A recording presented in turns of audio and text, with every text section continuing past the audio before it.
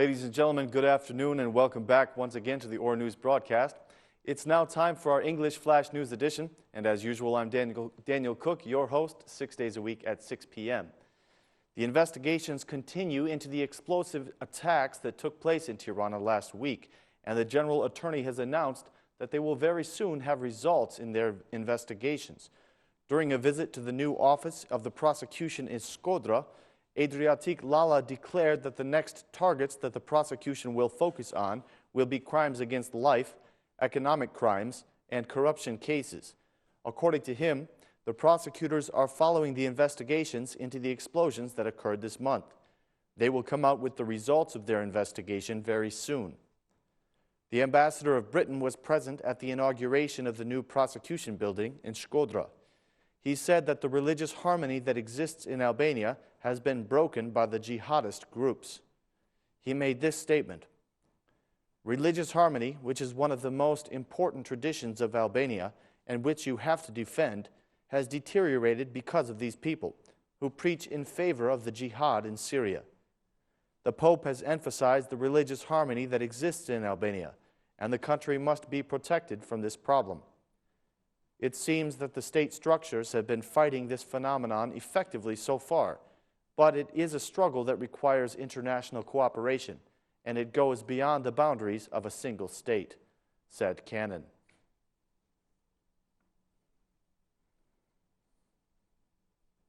"24 years ago today, the statue of the Albanian dictator Enver Hoxha was symbolically destroyed. In honor of that historic day, the opposition has organized an activity today in the Skanderbeg Square. Speaking at the event, the Democratic chairman Lulzim Basha spoke out in accusation against the government, saying that it is using the same methods of governance that the dictator Enver Hoxha did. Basha had this to say: "Today we bow with respect to the citizens of Tirana who overthrew the bust of the dictator. This act impressed the world and exalted the image of Albanians in the world. February the 20th reminds us that Tirana and Albania overthrew the dictator, and that the citizens will not allow the establishment of another dictatorship in this democracy. The Rama Meta governance has brought back the monopolies, the high taxes, the arrogance, and the arbitrariness.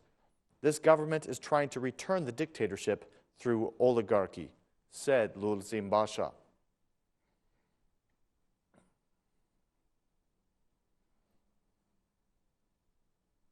Albania's interior minister is currently in the United States participating in the forum on counter-terrorism.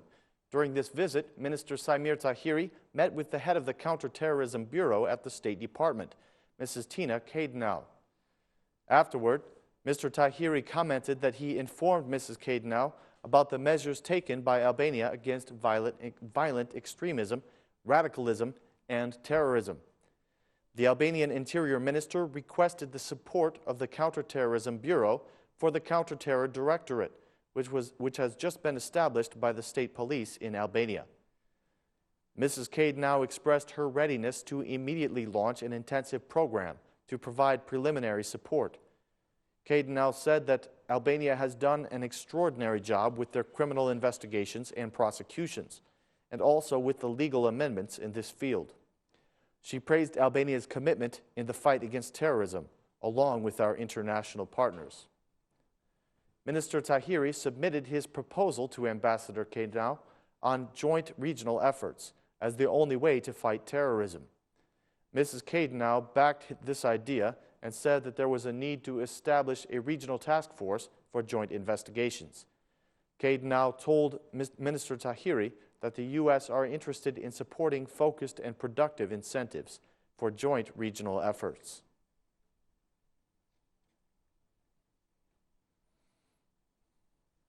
One of Albania's MPs exchanged harsh words today with the Serbian foreign minister about the future of Kosovo. The Democratic Party MP Edward Sulami was involved in a debate today with the Serbian Minister of Foreign Affairs, Ivica Dačić.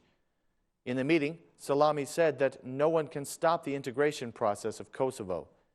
To Dačić, this statement was a provocation, especially as currently Serbia holds the OSCE chairmanship. Mr. Salami asked whether Serbia is ready for the membership of Kosovo in the OSCE, while they still hold the rotating presidency. The Serbian minister Dačić reacted very angrily, saying that Serbia should not be required to observe the principles of the OSCE when the issue only concerns Serbia. Mr. Salami replied that Dačić missed his opportunity to behave as the president of the OSCE, and that he appeared much more like a Milosevic spokesman. Edward Salami said, "If he thinks that my question is a provocation, he should be ready, because I am sure that the same question will be asked in the Congress next week. Nobody can stop the integration of Kosovo into the international organizations," he said.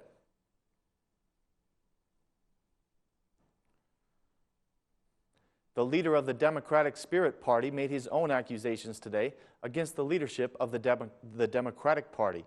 His statements came during the celebration of the 24th anniversary of the destruction of Enver Hoxha's bust. According to the former president and current leader of the Democratic Spirit Party, we have more sophisticated dictators in politics today. He said that a single person is holding the Democratic Party hostage and does not allow democratic elections within the party. According to Topi, the parliament has been rendered useless when a single person speaks 20 times in a plenary session. He had this to say, "I feel sorry that there are dictators in politics who are more sophisticated than Enver Hoxha was, who ruled for 50 years. They are in the parliament, in the political parties. They are dressed in the democratic attire. They are people who do not allow the development of normal political life. They restrict the democratic spaces. The Albanian parliament is in a perpetual stalemate, and there is no political debate," said Mr. Topi.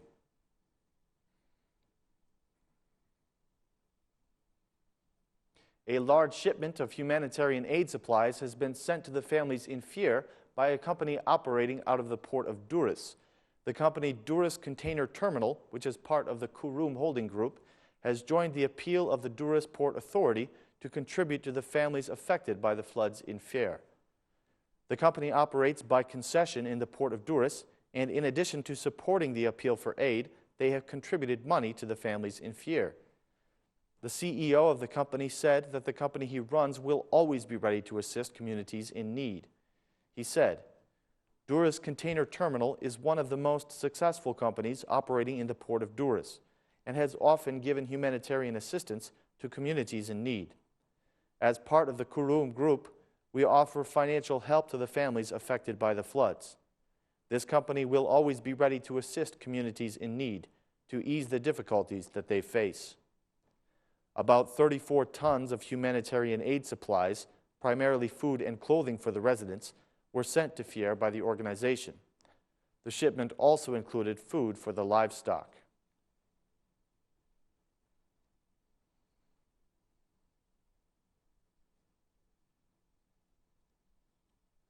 On our morning news program today, a linguist spoke about the grammatical errors that can be found on Albania's paper money. The linguist Gjovalin Shkurtaj was invited as a guest on our morning talk show. He spoke about the fact that there are grammatical mistakes littering Albania's textbooks and even her currency.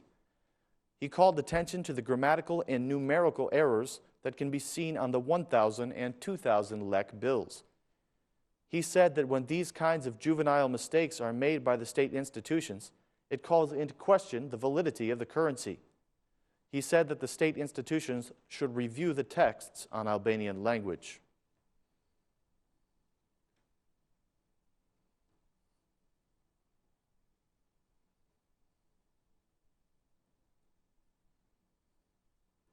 That concludes our news for this evening. We thank you very much for joining us. We will be back again at the same time tomorrow with more translated news in English. Thank you and good night.